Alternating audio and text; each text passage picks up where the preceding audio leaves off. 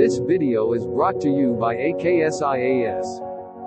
Dear students, we would like to inform you that so as to help aspirants preparing for competitive examinations, AKS IAS is providing several video lectures on AKS IAS YouTube channel, namely AKS IAS English for English medium aspirants and AKS IAS Telugu for Telugu medium aspirants. Also, you can download the AKS IAS mobile app on Google Play Store so as to make use of several free resource materials like the current affairs material, monthly magazine, daily quiz, weekly quiz, and likewise several materials are being provided free of cost so as to benefit the student community. Thank you. So we can start, sir. Okay. Yeah. Hello, students. Welcome to AKS. Today we have with us UPSC topper M. Suryateja. Let me tell you that Sir's story is a story of perseverance, hard work, dedication, and discipline. We all know that Suryateja sir has, topped UPSC examination this year with rank 76. So to reach to that stage, it has not been an easy story for him or an easy traveling for him. He had to go through various kind of challenges in the various phases of preparation at the personal level as well as the preparation method. So today, Suryateja sir will be sharing with us his success strategy, how we overcame various problems during the preparation, and how did he maintain consistency in his preparation. So over to Suryateja sir. Yeah. Thanks a lot. Thank you for your introduction. So, before I take questions from students, as I was told, I would speak briefly on my preparation strategy and also on the aspects which I think made me get a good rank this year. So, first of all, I'll tell you the background in which I started my preparation. In brief, from childhood I always had a lot of great interest in social studies. So social studies was one such class in school which I always looked up to. Like I waited when would the class start, and I looked up to it. So that was there, and also there was influence of my father, who was a central government employee. So he it was because of him that I developed this habit of reading newspaper, following news, not for the exam, but it became a habit for me. So because when he used to watch news, I also used to watch news, and similarly, even when he used to read newspapers, I read them, and also it made me aware.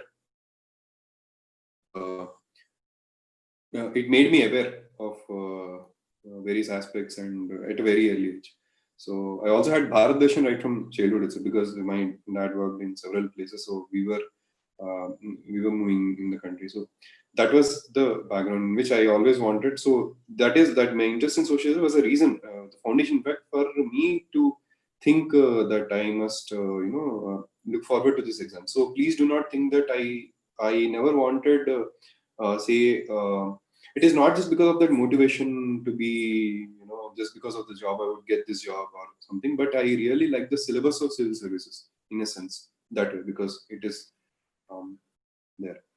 So later, it so happened that my father passed away in 2014, and then I was campus placed at the time. I'm a computer science graduate in engineering, and then I took up a job I was campus placed in an IT company. So I worked there for 4 years. So from 2014 till 2018, I was working in IT company here in Hyderabad, in Gachibowli. So, and then I was doing it, and so during this time, I also did my MA in sociology. So I'm a postgraduate in sociology. I did it from 2014 to 16 through distance mode. So that I've done. So so I decided that I must prepare for the exam full time, because I must devote my full time to this exam to clear. And that is when in March 2018 I resigned from my job. So when I resigned from the company, I did self-study in a sense that I used to travel every day. Like we used to stay here in Kondapur. So from Kondapur every day to Ashok Nagar, RTC Crossroads, I used to travel every morning, and I used to study in a study hall here. So every morning I used to be there by 8:30. I used to stay in the study hall till 9 o'clock at night, and there was no Saturday or Sunday or any such. Whenever I wrote few exams, I used to go home after in the evening. So it was a very consistent preparation. I'll tell you why it's needed in the sense that we need to spend a lot of hours, as you know. I do not mean to say that there must be, say, I don't like to use these words, hard work or any such. It must be smart work, because I'll tell you the few tips which I wanted to share in brief about what my strategy is. So I spent a lot of time with the books, I mean with the syllabus, and I had that environment in the study hall to study. I was able to maintain that consistency. Um, so. And with respect to the tips which I wanted to tell you, I want you to choose books very which are good, in a sense that I want you to choose standard books, not 4 or 5, but at least one or two standard books. I don't want you to be a master of all or any such person who would not have grip on same any book. So I would advise students to uh, take a standard book in for every subject, and then prepare notes from it, revise it, and concentrate on answer writing. That is the preparation that would fetch us marks. Because I observed that most of the students, they do this mistake of trying to do, say, in a sense, they try to do PhDs out of their syllabus. I don't think it's needed, especially for mains, where you have 8 minutes to write an answer. It is very important that you cover every part of the syllabus, you be thorough in it, but also to make sure that you have points to mention at a quicker pace. And you have clarity, because when you follow only certain sources as standard sources, primary sources, you can refer to other sources, but I don't want you to diverge into various sources. So that is a very important aspect which I have thought, and I feel that's a difference between scoring well in the exam, because exam oriented preparation is necessary. That's because it's so simple, it's not tough, but it somehow goes out of our mind. So I wanted to focus on that. And also, and many people believe it is about motivation, like when you get away, when you're highly motivated you succeed. I don't believe in it, because I always believe that motivation stays in the morning and goes away in the evening. So I don't believe that it's due to motivation that people succeed, but it is due to discipline. So because you by discipline I mean that you should have a schedule every day, wherein I'll tell you what I did. My day used to start every day morning in the study hall and end in the study hall usually. So that is how it went on during that time. In 2008, when I resigned and all, and when I appeared again for this again. So my every day used to go on like this. So it is because of this disciplined preparation that I am able to cover every aspect of syllabus. So, and this is all the studying part. And there is one aspect there. If you could take, studying is one part, and presenting it is even more important. So we study to present, but we often tend to forget this aspect altogether, especially in mains, because score in mains determines your rank. So that is very crucial, because out of 2025 marks that we have, 1750 marks are from mains. So it's very quite important to have very good scores in mains. And also, I like to say that so with this presentation aspect in mains, if you write tests, then you would be in a position to analyze yourself better. So that is one common mistake which students do, that they do not write enough tests. So if you start preparing for most of your time and do not take tests and think that your preparation would help you in the exam, that's disastrous. I'm telling you. I have seen people who are very knowledgeable, who know, but it's just that they do not practice enough, that they would not be able to present their thoughts coherently in the limited time of 3 hours. Please understand that out of all the 7 papers in mains, which count for the scoring, for scoring, each paper you have to finish in 3 hours. So for GS, you have to finish 20 questions, 10 markers and 10 15 markers in 3 hours. So if you don't have that writing practice, okay, you may finish 20 questions in 3 hours, but finishing is not the part. How better you finish it, because there should not be. In fact, I can tell you my experience on this year's mains when I wrote. I have answered all the questions to my satisfaction. Today, I have no regret with respect to any question in mains. I was able to finish, in fact, 5 minutes early to the time. So I wrote every aspect which I wanted to write in every question. So that became possible because I practiced a lot. So I gave equal importance to even practice. So by practice, I mean answer writing. How better you could write an answer. So introduction, how you present the body itself and how you conclude it. It all has a lot of bearing on your marks. So even 1 mark extra in each question would give you 20 marks extra in each paper, and that would give you a minimum at a minimum of 70 to 80 marks, a score which would actually put you in the list or get you out of the list. So it's quite very important because this is one aspect which students miss altogether, which is more. In fact, I can tell you that answer writing is more important than studying itself, in a sense that because most of the students, they are well versed with the syllabus, they have read a lot.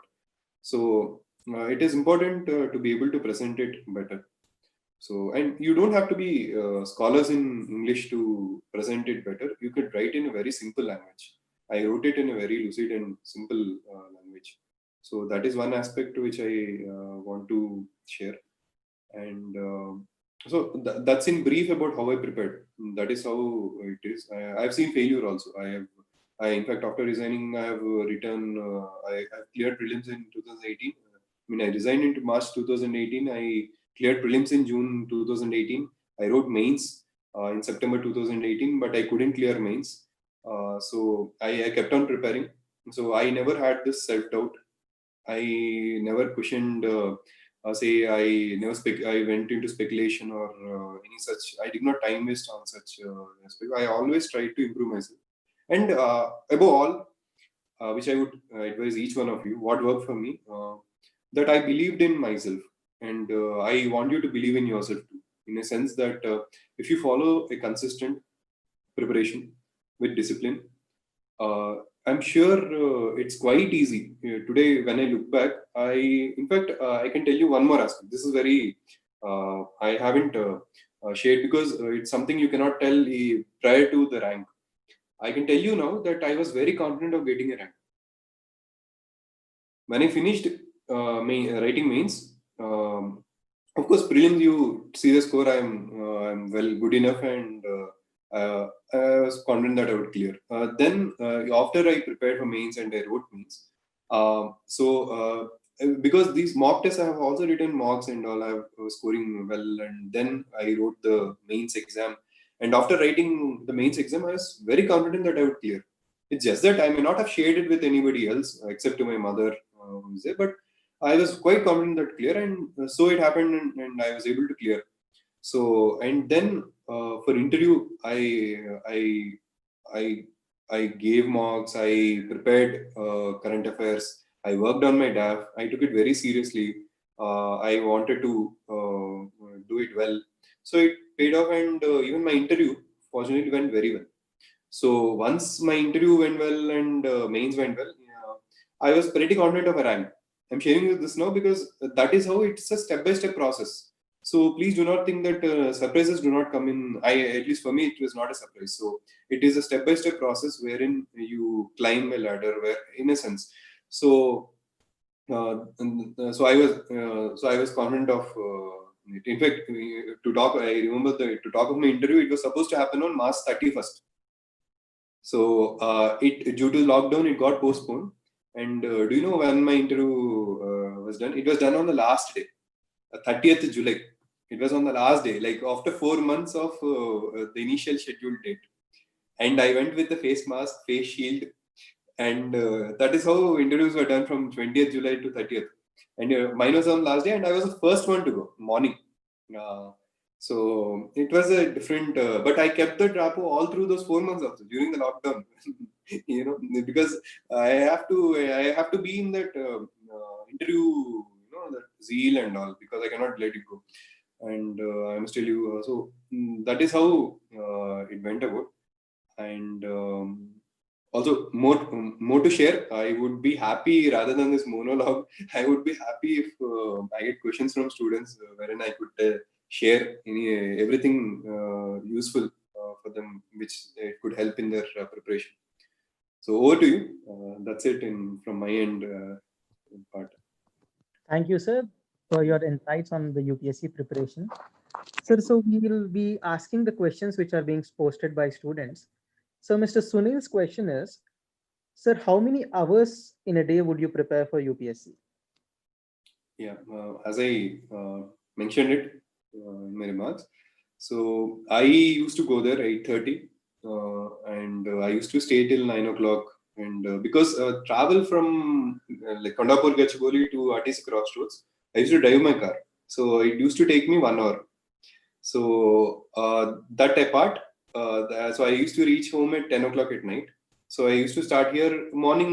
You can go early. So 7:45, 45 minutes it used to take me. So that used to be my schedule. So all this while from 8:30 till say 12 hours. In between, I used to take breaks for lunch, dinner, and evening tea. And so I used to study for 10 to 11 hours of focused study. I used to do every day. Yeah. Sir, like, what is your suggestion for beginners who want to prepare for UPSC? Like students who are in their graduation, if they have the will to prepare for UPSC, what should they start with? How should they orient themselves? Correct. So it's very important for them first to go through the notification. So notification will give them a clear idea of what is the syllabus, what is the scheme of examination, what is required. Because before they look at even books which are there for the syllabus, it is quite important for them to know the syllabus in detail, the exam scheme. They should know that there are 2 papers in prelims, 200 marks each, and only general studies paper or the first paper counts for qualifying. That they should know. And then they should know that there are 9 papers in mains, 2 qualifying, 300 marks each. You should score at least 25% in Indian language and English. And then these 7 papers, there is 1 essay paper, there are 4 general studies papers, and then there are 2 optional papers, and there is 1 optional which they can choose. So all this they would know they would have this clarity if they go through notification first, and the scheme of exam, how 2025 marks, what is a breakup, how is it done. So that they should do it first, because most people I see that they don't do this but go through directly to the sources. They start reading Lakshmikant and all that. So I think that is the first thing they should do. And then after looking at this, then they should look at the standard books. I would suggest them not to collect books, first of all.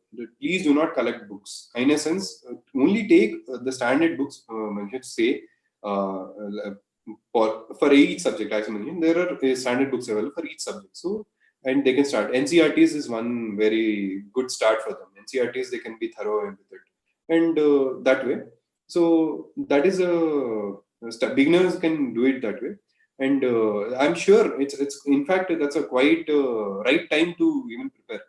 Soon after graduation, if they can clear this, I'm pretty sure it takes 1 year, and they would come out with flying colors that way. So yeah, that would be good. Should we read all the NCRT books, or is it in only specific books that we should focus upon? I did not read full NCRT books, so I should mention this, because I chose very selectively. And not just that, I have gone through many books, secondary sources, maybe in a chapter, I've given one reading, but I haven't read them as textbooks. So I would suggest some important books like, say, for history, I read 11th and 12th, class Tamil Nadu textbooks of history, which kind of covers modern history and some part of all these ancient history and all. I find those books to be very good, very concise. And in fact, some of the questions have come from even in prelims. Some of the questions I see which have come because Spectrum is a book which people follow. It's good. You can read all the summaries first, and then, but every detail may not be necessary. So that is one. And also, apart from these sources, books, I used to follow PRS India Legislative Research website for current legislations that are that the Parliament passes, be it bills which are tabled or the acts passed. So the advantage with that is, say what people do, they go to the bill directly or something, they read on the news items and all. Very selective. I mean, they go random. But PRS India website gives you all this at one place, wherein they do this legislative research and they would give you 4 to 5 important points. So I made notes of it. Every bill. In fact, I remember that I did not miss any bill passed in the Parliament for last that in the phase of my preparation. So I well versed with it, and in fact that paid me also, in the sense that in mains when they asked me a question, we face the amendments to NI Act and UPA Act. I was able to mention in great detail in that 15 marker question. So not just that, it this such aspect helped me in other papers also. So not just that, I followed RSTV big picture debates every day. I don't remember missing any debate unless it's. I followed every debate on RSTV, and I also focused. RSTV covered most of international relations also, because if you see debates of RSTV, most of this they focused much on international relations. And IR is one such aspect where you don't find much in the books as such. So it's not static; it's evolving. So it's completely current affairs. So I followed RSTV big picture for it, and so such sources I followed. Yeah. Sir, is it necessary to make notes out of current affairs? No, absolutely no. I did not make notes out of current affairs. I tell you why I did not make. Because I used to read newspapers every day. So not just Hindu. People, what they do, students, they read only Hindu. I read Hindustan Times, I read Times of India also. In fact, Hindustan Times editorials I liked, and because you should have multiple perspectives also. It is important, especially mains also, to understand the other side of the argument or present multiple perspective to be able to appreciate divergent views. So that is one thing. I do not make any notes for current affairs. What I did was I have a tab with me. So this tab, which any aspect. So I used to mark in it, take a screenshot or things like that, and used to save it. So it used to, I used to revise when I wish to. So making notes out of current affairs, it's a daily. I don't think it'll take away your valuable time, is what I feel. Because anyway, see, even AKS Academy, you offer current affairs materials, and you all have such materials with you. So students can use those materials rather than preparing everything from the scratch. I don't want them to reinvent wheel and do everything by themselves. So I think it's not needed. Sir, should we read Yojana, Down to Earth, and Kurukshetra magazines? Is it necessary, sir? I do not say necessary. I did not follow every edition of Kurukshetra or Yojana. I followed Yojana. I did not follow Down to Earth or Kurukshetra, but I followed Yojana, especially before my mains. I did not read before prelims.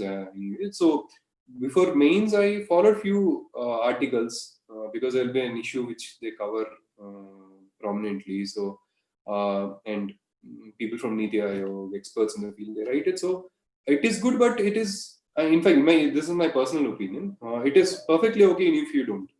It may not make maybe a big difference, because I don't want people to spend a lot of time on it, because the returns are not as high unless the topic selectively you can read maybe. So it's not necessary as such. Yes. So one of the student, Mr. Naveen Kumar at AKS IAS, his question is, sir, I'm a life science student. I just completed my graduation this year. I do not have any knowledge about UPSC. So please advise me how to begin my preparation. First, UPSC exam can be taken by any graduate. So be it law, medicine, or every graduate. So it is good since you are a life sciences graduate. As I told you, for beginners, I have mentioned it earlier that you can go through the notification. So because notification 2009 notification is available. I mean, even 2020 has come. So this notification you could read, and it would give you an idea of what the exam is. So because I'm telling you this because I observed that people who are fresh, in a sense that people who think original or who are not cluttered in a sense, they perform better in when they start preparing is what I feel, because you should not have notions as to that you should read this book for or something like that.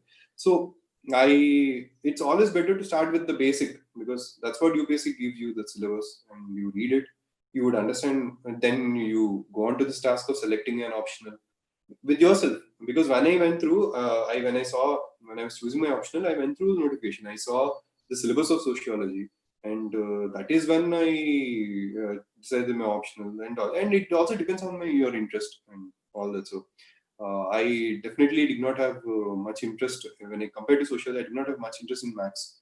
So although I scored good in maths in my career, but it was not enough to say a lot of interest to take maths as an option.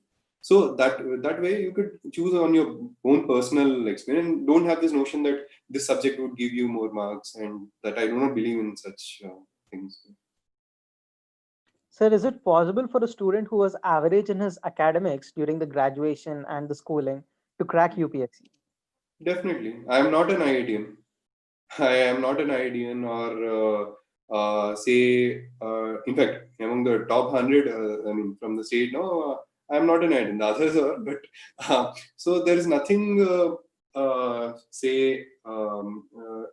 what is required for this exam is that you develop, develop this grip on these subjects or the syllabus which is needed for this exam. That is it. If you prepared well in this exam, you would clear it. So, you need not have this. That's what I told you in beginning when I said that you should believe in yourself. So you must believe in that if you do this disciplined preparation, if you are honest yourself, and you take tests, improve yourself. Because I'll tell you, if you take it, what I used to do, I used to read, say, ancient history. I finished. I used to take tests on it, and when I score good, it gives me confidence. Yeah, I'm quite confident about whatever question comes, I would be most probably able to answer. So that gives you confidence. That gives you that's something which kept me going. So why I was able to do consistent preparation, and because most people give up in between. They start very well, but they give up in between because they do lack this consistency. In a sense that you must be, I write tests, I get confidence out of it, or simply I followed a disciplined preparation. My days are very common anyway. I used to start it. Environment is very important. I cannot read at home. Like now I'm at home. I cannot read at home. If I would have, I'm pretty sure I can tell you, if I read at home, I would not have studied what I did. It's okay. I mean, now COVID and you can study wherever, but still, I mean, if you have that environment, you interact with your peers, whoever is are preparing, and don't go for lengthy discussions with them or waste time. But you study for a day and study individually, but discuss say half an hour a day. That would also help. Yeah, I would suggest that. Yeah, sir. A student from AKS, sir, Sridevi Venkata. Sir, could you please provide me some tips to crack UPSC prelims, sir? Correct. So you could share your strategy for prelims, sir. You had successfully and consistently cracked prelims every year. So what could be? I would tell you that first you should know which questions to leave. So when you have 100 questions, there would be say 10 questions to 15 or 10 at least, which you don't know the answers at all. Nobody knows. And nobody knows, and then they're tougher, or you would know. And if you take a wild guess, definitely it's going to be wrong. So I would suggest that you don't attempt those questions. That is one aspect. And second, prelims, I will go into detail. See, prelims, if you observe the sheet which comes, I mean the booklet which comes, there would be 4 to 5 questions only on one side. On one side, if I am correct, on one side there will be English and on the other side there will be Hindi. True? Right. So there would be many pages. If I can recollect, there will be 25 pages, all that. That is how prelim booklet is. What people, I'll tell you, I am talking about time management actually. You have time for prelims, but what I'm going to say, there will be questions which you know for sure. Please answer it at one go. Because you have to bubble and all, you have 120, the time which is there. So in that time of 120 minutes, you have to answer those 100 questions. Don't have this notion that you will come back to this question and then think of it, because what you do, you waste time on that question for say 2 minutes or 5 minutes, and then you again come back and do all this rethinking, and then you answer it wrong. So it's a time waste. So I'm telling you, whatever you know, you please mark it, you please do it, and then you could do it. So please do not say waste time on a question which you don't know and then think mark it, because the advantage with this is an offline exam. Advantage of online is you could mark a question, say to review and all, and then you could come. So this is something very important, because I'll tell you about preparation and all that, but this is very important, how you answer your prelim, because I'll tell you the difference between people clearing prelims and not clearing. It is only 4 to 5 questions. Out of 100, if you answer 4 or 5, because there are civil service exam, there are toppers in this country who couldn't clear the cutoff in a general and one. So there are the prelims. Please do not think that's what prelims is. It's tough. Yeah, so please do not. This is for beginners who think so. Prelims, mains, and interview are 3 different aspects. So what works for and these are quite distinct ones. So please do not think that prelims is lower, mains is higher. Only when you clear prelims would you be able to write mains, and only when you perform better in interview will your marks in mains count, or vice versa. Only when your marks in mains are good will your interview score matter. Even if you get 200 there and say here clear mains cutoff with 1 or 2 marks, it doesn't work. It will not clear. So I was writing this question, prelims, the way you attempt an exam is very important. To be very careful. First, to answer those questions which you know for sure very properly. Sometimes silly mistakes also happen for people, like say they want to mark A answer for 10th question. They mark it for 11th. So that's gone. You know the answer for 11th. It must be D. But you answer it because we mark with the pen and you cannot change it. And instead of +2, you get -0.66. So you lose 2.66 marks if you do that. Usually, in some cases, it happens for people. So that should not be there. You should be careful while bubbling also. And that is how you leave questions which you don't know and which you know. Please answer those questions in a prompt way so that you keep track of time. You at least finish 50 questions in 1 hour. So do not waste time thinking about questions which you do not know. You could. So that is my advice on preparation for prelims. I would say that when I prepared for prelims, I prepared it in subject wise. So if I start with polity, I would finish polity. That worked for me. I do not wish to say that, but I think this is a good strategy. So I finished polity. I wrote tests on it. I finished say ancient history. I wrote tests on it. Modern history. I wrote tests on environment, economy.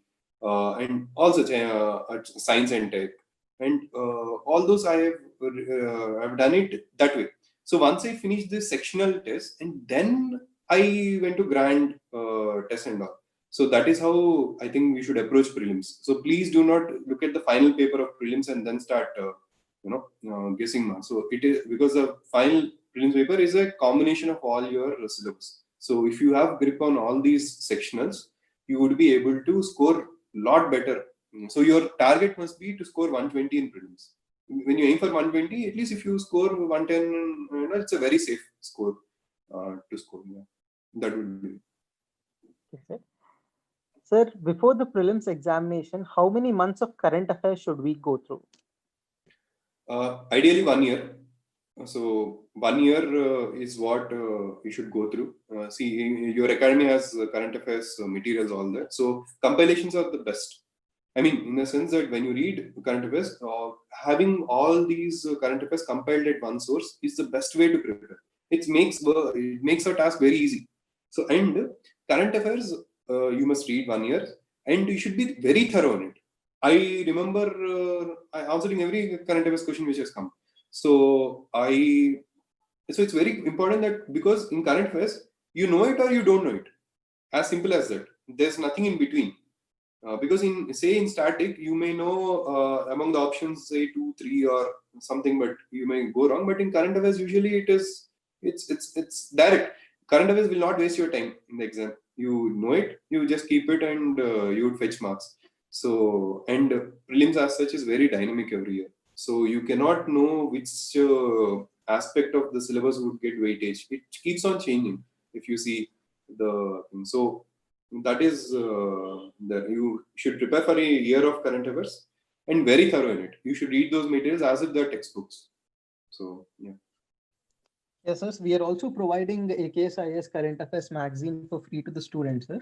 And also, 1-year revision series of prelims 360-degree to the students. Sir, and that would be very helpful actually. Those compilations, they are quite helpful. If you so they must pursue it very rigorously, in fact, and you should revise them twice or thrice. So it's not one reading will not do you. So it should be revised twice or thrice. Yes, sir. Sir, a lot of toppers or teachers suggest that we have to read the NCERT textbook, sir. But the students are actually clueless on what to extract from the NCERT and whether they should make some notes from NCERT. If you could share your tips on the same, sir. I see when I made notes making, I in fact did not make notes for NCERTs. So I do not feel that it's quite necessary or things like that.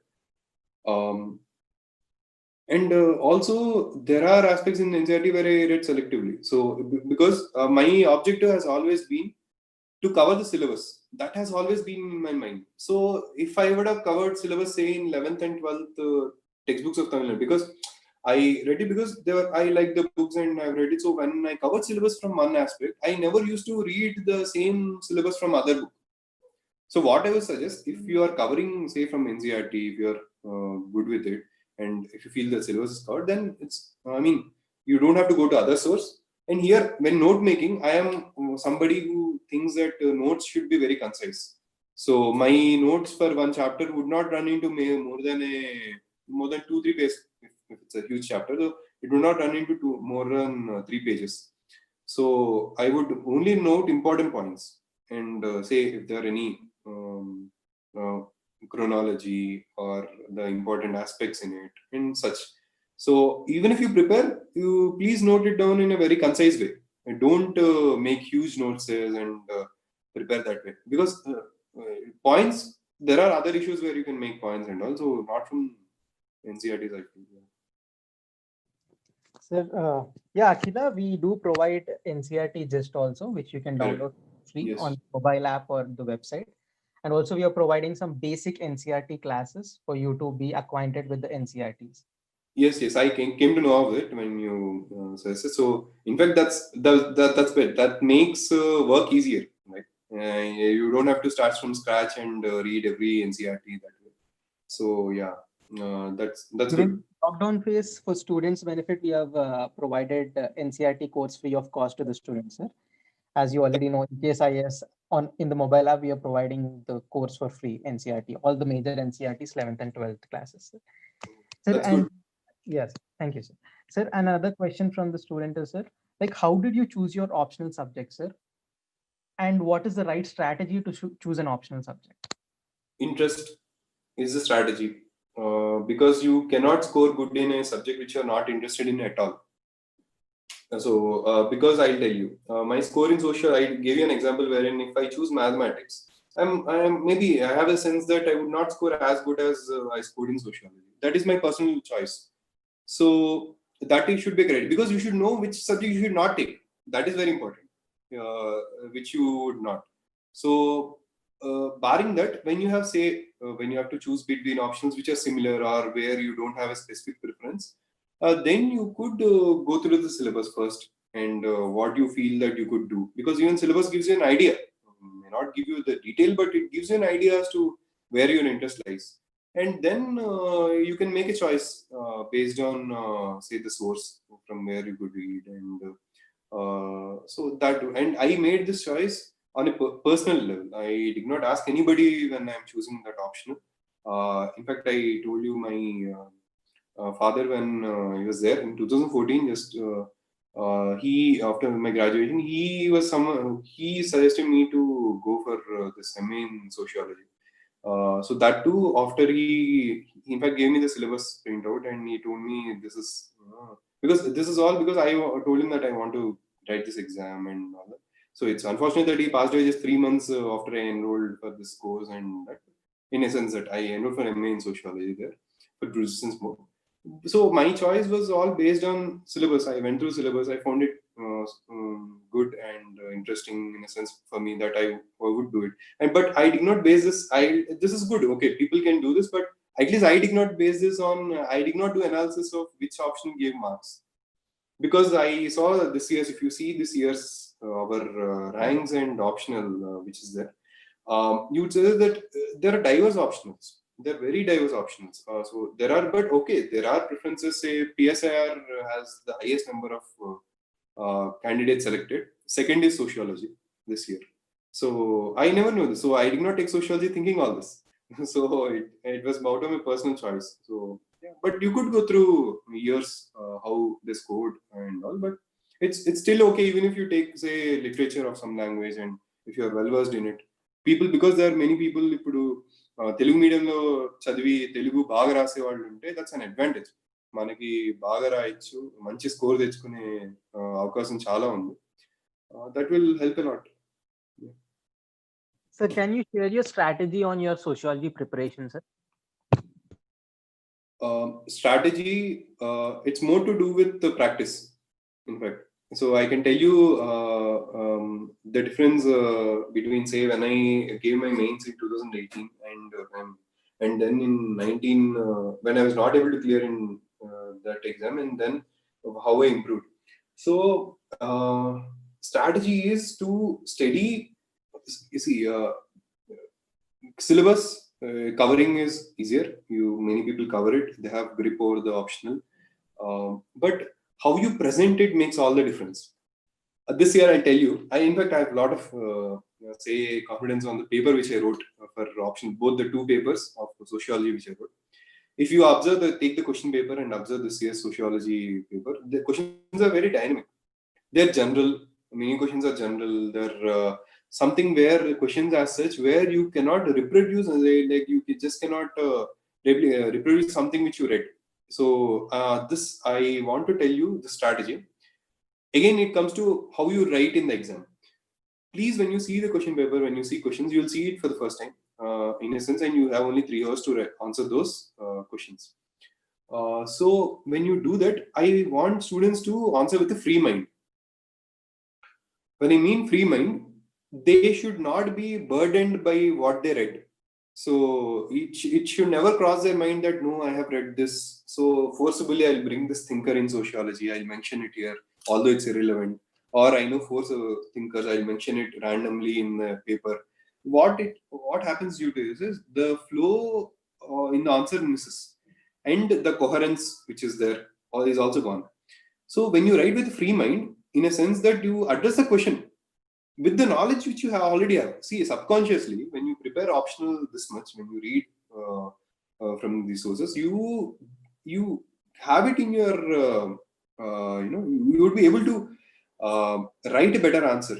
So be confident on that. So please write an answer to address that question well, and give a proper introduction. Use sociological terms wherever you can, even if, and don't have this fear that sociology, no, this question, if I write it this way, it will not be different from general studies question. So I'll try to make it very complex or very. So don't have this fear. You address the question. If it is okay, if there's some question which you feel it's general, it's okay, but you address the question, do justice to the question, because in sociology it matches with general studies. That's a fact.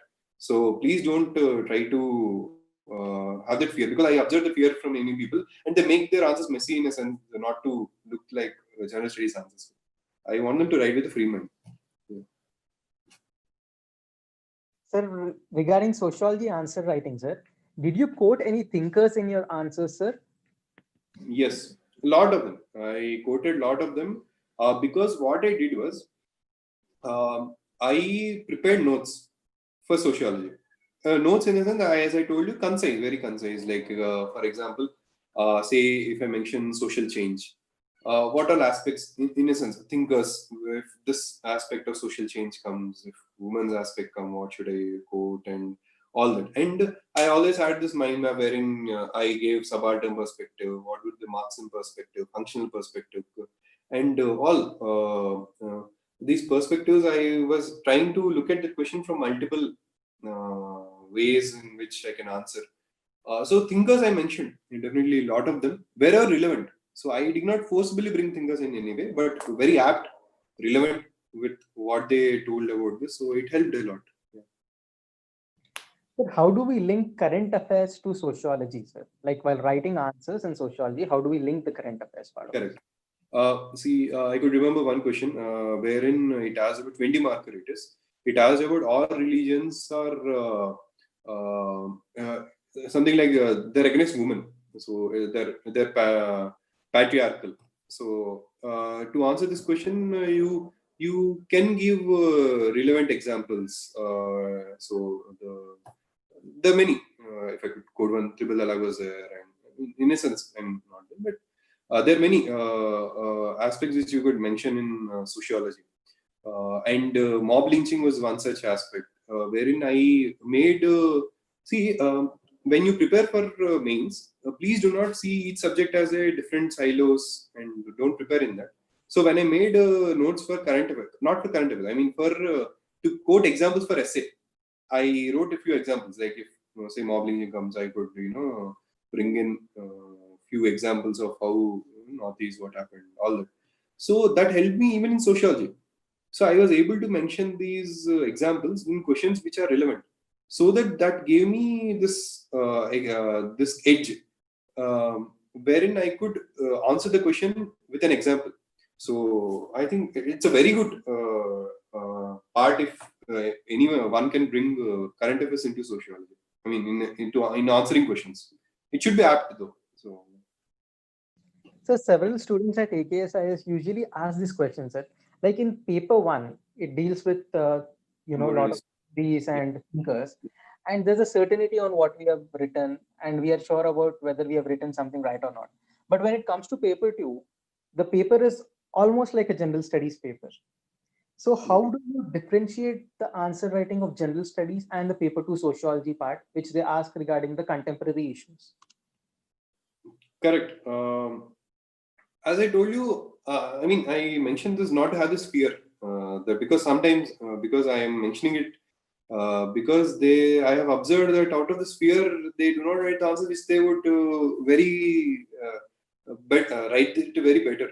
Because I remember one question on nationalism, wherein I mentioned cricket nationalism, space nationalism. This is all I wrote with a free mind. I never studied this in a book. I told how, we are very nationalistic when it comes to ISRO's launches or when India plays a cricket match, all that. So those were my examples. I mean, in a sense, so that's okay. You can mention it, but paper two as such, there are questions which come, which are contemporary, which are very much like general studies. But as I told you, over this course of preparation, when you have specific examples, specific thinkers and all, you would get those points. Like when I see the question, I have few points ready-made, like where I can quote for Green Revolution, I can quote how sun meta preference has come. I mean, in a sense, how it has come, and I could give thinkers Vandana Shah, what did she say,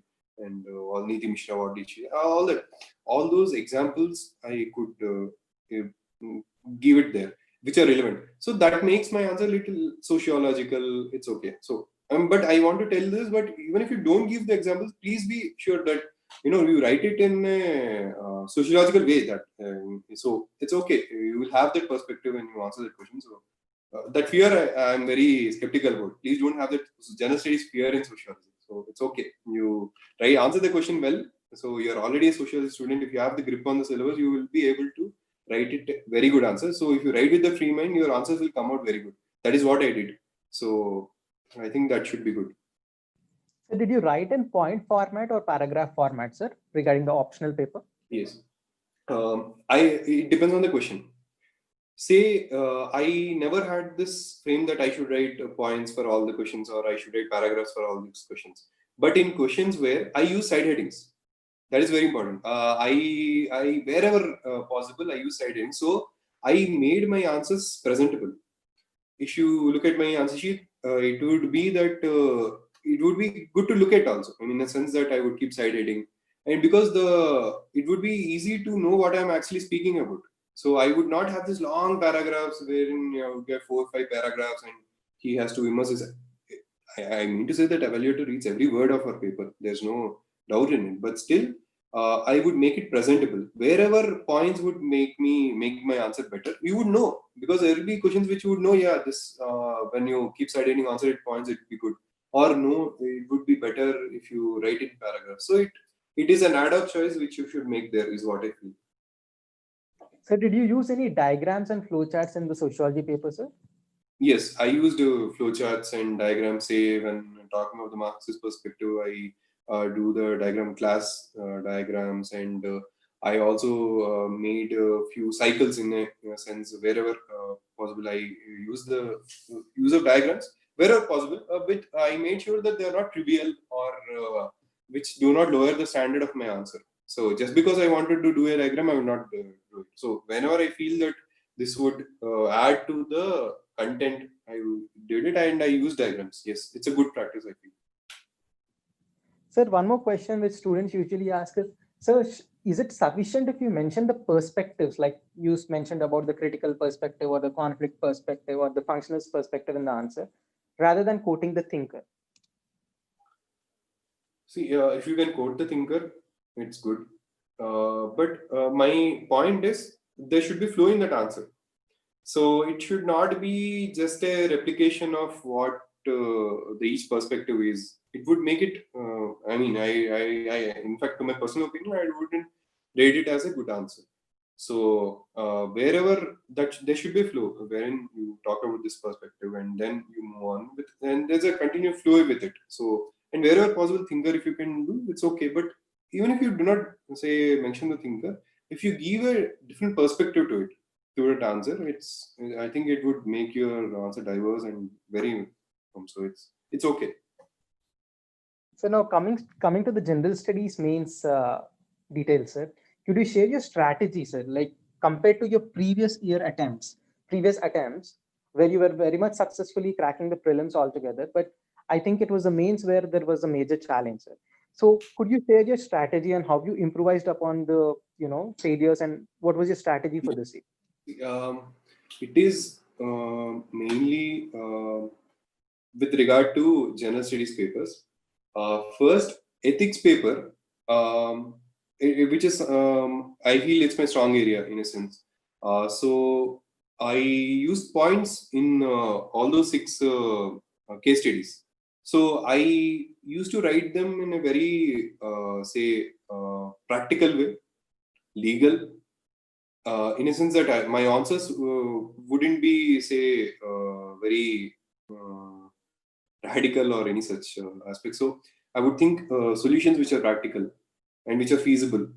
So, and I would explain what it is. An explanation, not just the repetition of the question. I would explain what the issue is from what I understand, and then I would mention, all the aspect what is asked for. So that answer writing, in a sense, is what I improved. That is the difference between scoring well, because I realized it. So the better you answer a question, the better marks would be. So ethics, I think that works, and elaborate in the sense that again I told you, I want you to write with a free mind. So this is not a board exam where you write what you read. I mean, just reproduce what you read. This is something which tests your own ability, your own thinking process, your own ability to answer to that question. So when say there is a quote by Abdul Kalam in the ethics paper this year. So when you hear it, the quote simply says what you understand from it. So you explain, you give examples. How I quoted many examples and how in different contexts how do you understand this. So that happens when you have the courage to write in a better way. So, I would say rather confidence to write. So ethics is one, and all paper 1, 2, and general studies paper 1, 2, and 3. I would say proper time management with respect to questions and doing justice to the question, and sticking to what the question asks for, and elaborating on that aspect and giving examples. I gave current examples. I gave examples wherever possible, so that I would elaborate on what I'm trying to say. I mean, in a sense that I would explain it. That fetched me marks in general studies. Also writing and such. Yeah. So was it a paragraph format that you adopted or point format, sir? Again, as I told, it depends on the question. So I adopted points wherever I felt necessary. I wrote paragraphs wherever necessary. So my answer sheet would not be monotonous. It would not be all paragraphs or all points. It depends. And side headings was something which I used again. Side headings, I used a lot of side headings and apt side headings. So in a sense that which are apt to that question asked for. So usually there is this apprehension, perception that you have to write an introduction, body, and conclusion. Did you stick by this format, sir, or whatever is your view on that, sir? This is true indeed. In a sense that when you give, of course, you would not say name it introduction and all, but when you have an interesting sentence at the first, as your first sentence, it naturally gives you that power in the answer is what I feel. So I always made sure that the best points come first. So I would talk of the best points first, and to make sure that I know what I'm writing in this question. So then I would explain the other points, give examples, and then definitely as you mentioned, introduction is what it creates interest, and conclusion is also important. At end, I gave conclusions which are realistic, which are apt, and which are forward looking in a sense, and which are quite optimistic also. So such conclusions also that improves your answer. So definitely I would suggest students to follow this approach. It's always good to write this way. Are there any flowcharts and diagrams that you used in general studies papers, sir? I don't think I used, maybe in 1 or 2 questions I remember using them where are apt, but in most of the questions I did not use. Even questions were not such where we can draw diagrams, in my opinion, in these questions which they were asked this year, because they're all normal questions. So, I mean, in a sense, there were questions which may not require diagrams. Yeah. Sir, in the general studies papers, you have keywords for the questions, namely discuss, elaborate, critically examine. So did you, while writing an answer, sir, did you focus upon these keywords? Correct. I focused on those keywords. So when I critically analyzed, I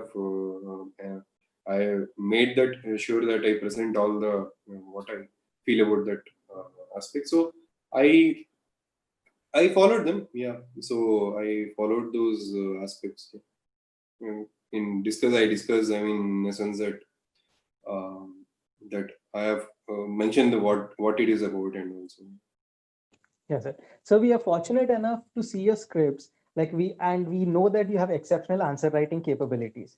So could you share your tricks or tips regarding answer writing practice? And I think you scored very well in the essay paper always. So could you tell us what was your strategy for the essay paper, and in which way can the aspirant score better in essay paper? First, do not neglect essay paper. Do not think that your knowledge in general studies would help, in a sense that you would write the essay then and there in the exam. So I prepared for essay as much as I prepared for any other paper. I focused on it.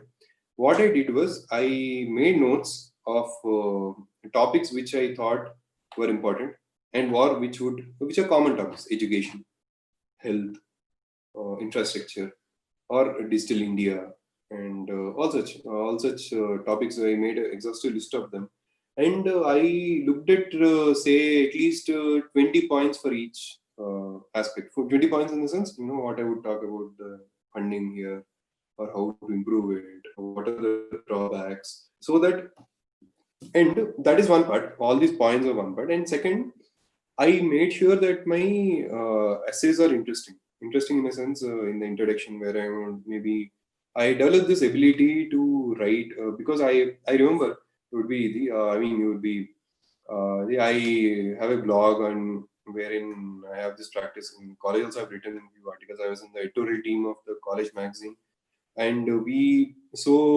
I have written on many issues too. In fact, even childhood I have written for Young World Hindu paper.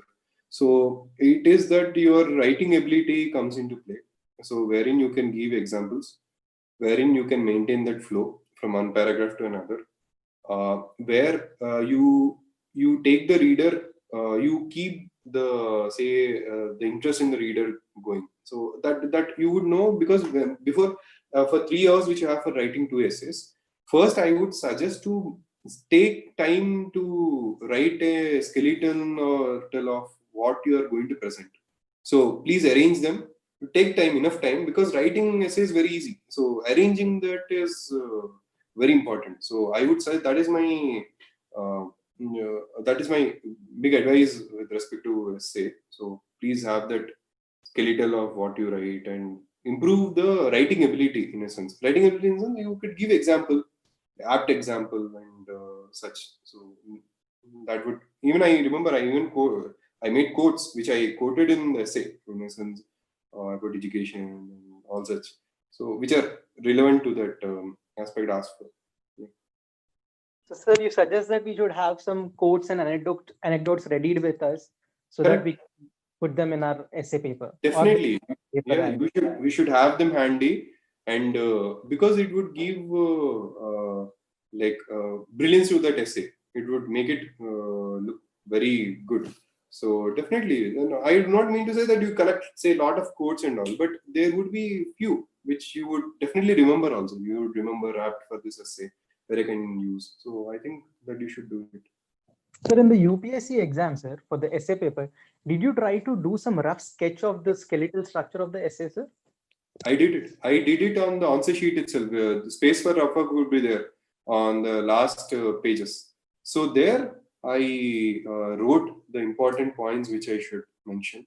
I wrote which point should I mention first, which point should come in between, how I should, because usually if there's an issue, it would go more like what is the issue about, what are the problems involved, what is the current situation, what are the drawbacks, and how should it be improved. That say that flow would be there. So I cannot mention say the remedy for this issue in the first paragraph. It should come in the last. So I mentioned what are the remedies. I would make it prior itself in the skeleton. Oh, these are the remedies I would suggest. Because all this paragraph and all would go on those specific aspects. So that is how I made. Sir, and regarding ethics paper and essay paper, sir, did you quote any personal examples or personal experiences that you have undergone? No, I did not quote anything personal example. Yeah. No. Okay, sir. Sir, regarding the UPSC personality test, sir, so could you share your experience regarding UPSC interview and how did it go? Like some of the questions that they asked, some brief questions, and how did you feel? What was your experience of UPSC interview? I feel this interview time to be one of the best times of my life till now. I feel so happy even to talk about my interview because when I went there, as I told you, it was supposed to happen on March 31st. It got postponed and it happened on July 30th, the last day interview. So I was the first one to go.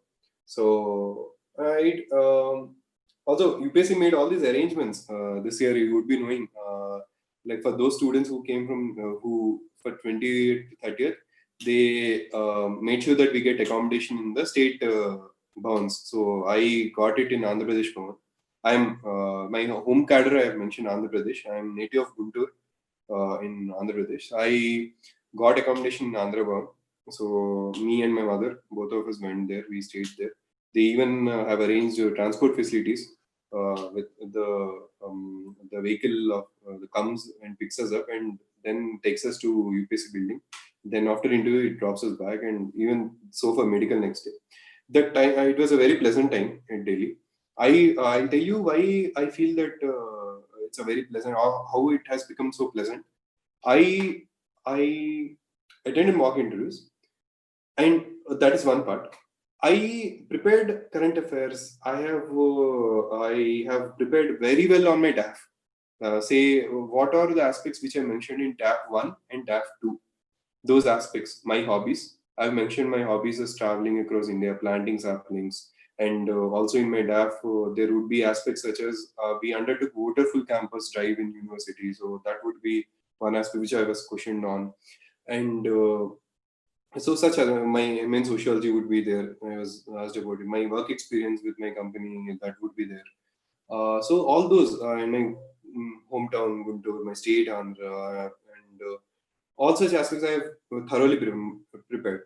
So, and also I must mention my friend Anirudh, who is there, who unfortunately he did not clear the exam, but he helped me a lot in a sense that his interview was done on, it's finished on March 3rd, but he took after his interview is done, since my interview has 4 months more, he took out his time, especially in the last 1 month, wherein he spared half an hour of his time every day, and he used to take mock interview. So every day, half an hour he used to take. It went on for many days. So at least I remember it to be 13 or 14 days that he took, and it made me very comfortable. And so that is one aspect. That is before you go to interview. But once I entered into the interview, as I was the first one to go. Sachwati Madam Board is my interview panel. I was just taken. I did not know which panel it is. So first, when we enter UPSC building, they verify our certificates. So that certificate verification was done, and then I was taken to that chamber, and directly it was. I went into the interview hall because I was the first one. So 5-member panel they were there, and ma'am read out my DAF in detail first, and then showed my photo and asked whether it's me, because it is how it is done for every candidate, just to ensure the same candidate. So I answered yes, and then I was asked many questions. In fact, it went mostly on my DAF, and I was asked. I have my transcript wherein I asked 25 questions. Is my, in essence, including those follow-up questions. So there's one question, and related to it there will be 3 to 4 questions. So from one aspect. So if I can tell one question, some questions, I was asked whether Air India should be privatized or not. So I answered yes, it should be privatized, and I gave reasons why it should be privatized and all. So you should remember that Madam was also Secretary Civil Aviation, and she also worked in DGC. I knew this earlier, even when I was answering this question. So I answered, and then this is okay. Not just about the question. The students should understand this when they face interview. They should have the clarity on what they speak. For example, when I said Air India should be privatized, I was able to substantiate. You would understand that the panel member who was asking me this question took an opposite stand, saying, no, why should it be privatized? It's a national carrier. We have pride associated with Air India. Don't you think it's good that government stays in this sector, to Air India? So I was able to give how it has become a white headline, how the packages have not worked and such. So, and also the global trend. Global trend is that governments are exiting from national carriers. Even USA doesn't have. So you cannot, you need not have nation. And I gave this example wherein Tatas have invested. I have worked for Tata, and Tatas have invested in a sense that Vistara is Tata Airline, and they have invested in AirAsia subsidiary. So there are substantial. They are Indian that way. So we need not think that just Air India is Indian. So I gave that answer. So and I was asked computer science. I was asked on robotics on simple questions such as one question on robotics was which is important, hardware or software, in robotics. So I told software is important, and then the person, don't you think hardware is important? There are complex hardware parts necessary for robotics. Then I told him about, no sir, but hardware is important though, but software is more important. And then he gave me an example. Okay, I'll give you an example of humanoid robot which can listen and speak. What do you think is more important, hardware or software? It is obviously software, sir. So it is. It's a normal conversation. So that way. And I was also asked about renewable energy. I was asked. We all know the benefits of renewable energy. Please tell us the drawbacks of it. That was my question. And I told about the ramp up, ramp down issues with respect to renewable grid connections. So I happened to read this earlier, and I was told about how renewable energy has issues when, say, demand goes down. It is not possible to scale it down in a sense. So grid connection problems come up. That is one issue, and I mentioned how land is an issue for large solar plants if they want to establish, and also investment is an issue. And also they're not, say, renewable energy. It's not all through the day in a sense. It's sometimes it's seasonal and all such. Wind energy especially. So I mentioned the drawbacks that way. So there are many such questions which I was asked about NSS. I work for NSS. How did it build my character? Do you think NSS should be made mandatory for all? I said no, it should not be mandatory. There are other venues of social service also, but it should be left to people who are interested in it. And I was also asked, since I work for Tata Consultancy Services, so I was asked about what's the reason for Tata's being so successful. I told them about the public trust, the values, and business ethics which they follow. And my last question, about many questions were asked, but my last question was, please tell me the ports around Vishakhapatnam. So I asked whether just in my state or well, they told me yes, all through. So I started from Paradeep. I mentioned Paradeep. I mentioned Kalingapatnam, Bhimulipatnam, Vishakhapatnam, Kakinada, Machilipatnam. In my own home district of Guntur, there is Nizampatnam.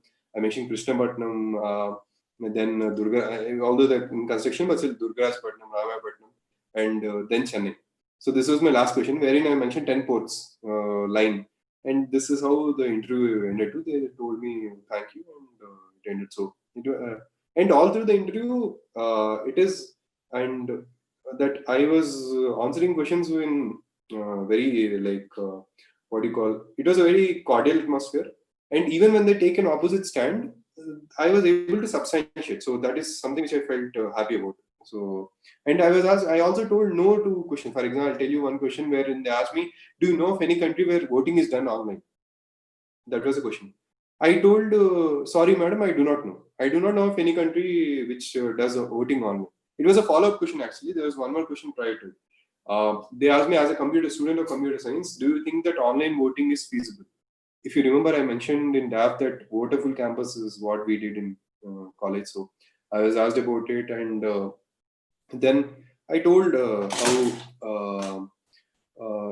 there are security issues with respect to cybersecurity issues with respect to conducting elections online. Definitely, we know of even states being involved in elections of other countries being trying to get through the results. So I mentioned how it's very tough to have elections being done online. So they agreed. I mean, in a sense, I was able to answer. So it was very. It was mostly on DAF, such current affairs, most of it. Yeah. That is how, in long about how my interview went. I felt very good about it. Sir, any questions on your hobby, sir? Yeah, because Air India question has come on my hobby only. My question was, where was you mentioned traveling was your hobby. Where was the last place, which was the last place we traveled? I have traveled to Puri in Odisha in January this year. I mentioned that. I traveled to Puri in Odisha in January, sir. So they asked me, how did you travel? I said I went by air. So then they asked me, which airline did you go? Then I mentioned I went by Indigo. Then they asked me, why did you go by Indigo?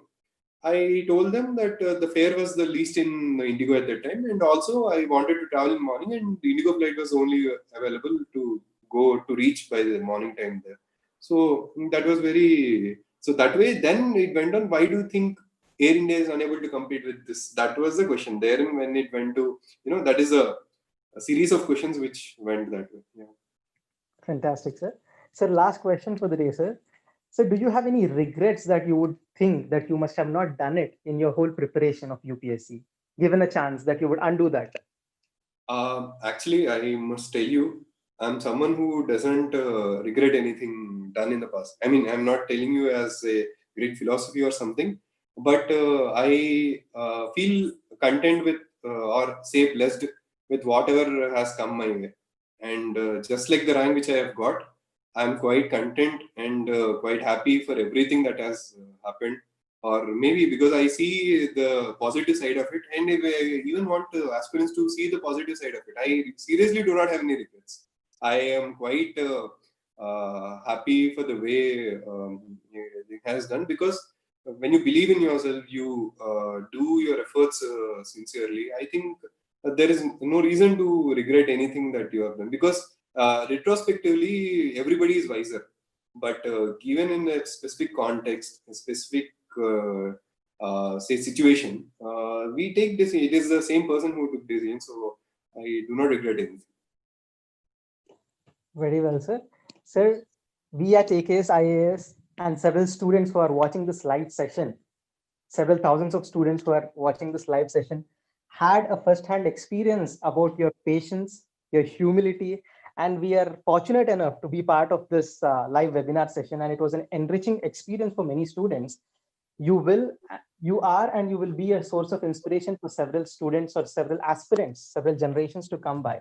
And one more thing that a lot of students have also noticed, that from the beginning of the session, like that is 1.5 hours back until now, the smile on your face has not vanished, has not waned.